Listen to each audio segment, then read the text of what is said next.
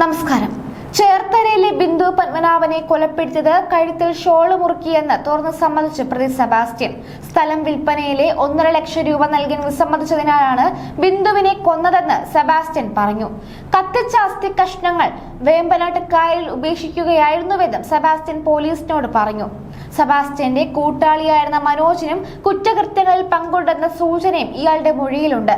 എന്നാൽ മനോജിന്റെ ആത്മഹത്യയിൽ ദുരൂഹതയുണ്ടെന്നാണ് ക്രൈംബ്രാഞ്ചിന്റെ സംശയം. ആലപ്പുഴ ക്രൈംബ്രാഞ്ച് കസ്റ്റഡിയിലെടുത്ത് നടത്തിയ ചോദ്യം ചെയ്യലിലാണ് സെബാസ്റ്റ്യൻ ഇക്കാര്യങ്ങളെല്ലാം സമ്മതിച്ചിരിക്കുന്നത്. സെബാസ്റ്റ്യൻ സീരിയൽ കില്ലർ എന്ന് മുൻപ് തന്നെ ക്രൈംബ്രാഞ്ചിന് സംശയമുണ്ടായിരുന്നുവെങ്കിലും സെബാസ്റ്റ്യൻ ചോദ്യങ്ങളോട് പ്രതികരിക്കാതിരുന്നത് അന്വേഷണ സംഘത്തെ വല്ലാതെ കുഴപ്പിച്ചിരുന്നു.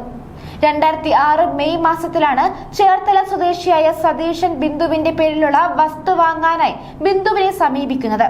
ആ കച്ചവടത്തിന്റെ ഇടനിലക്കാരനായിരുന്നു സെബാസ്റ്റ്യൻ.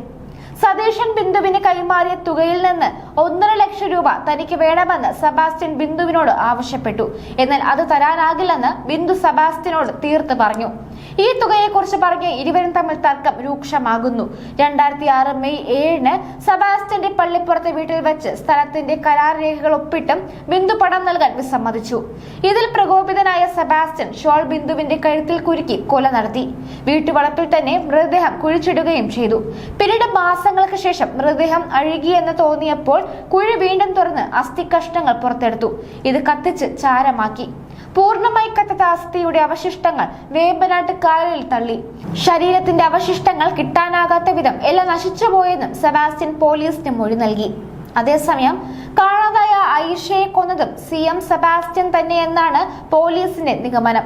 ഏറ്റുമാനൂർ സ്വദേശി ജൈനമ്മ, ചേർത്തല കടകരപ്പള്ളി സ്വദേശി ബിന്ദു പത്മനാഭൻ എന്നിവരെ കൊലപ്പെടുത്തിയെന്ന കേസുകളിൽ പ്രതിയായ പള്ളിപ്പുറം ചോങ്ങംതറ CM സെബാസ്റ്റ്യനെതിരെ കൂടുതൽ കേസുകൾ വരും.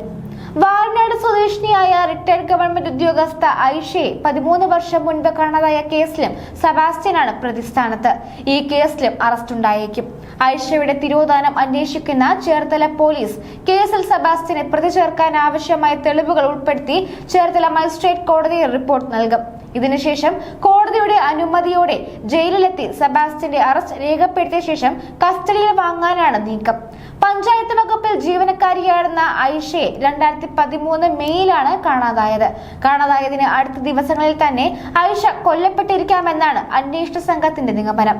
ഐഷ തിരോധാന കേസിൽ കൊലപാതകത്തിനുള്ള വകുപ്പുകൾ കൂടി ചേർക്കും. ഈ കൊലക്കേസിലും സെബാസ്റ്റ്യൻ കുറ്റസമ്മതം നടത്തിയെന്ന് സൂചനയുണ്ട്.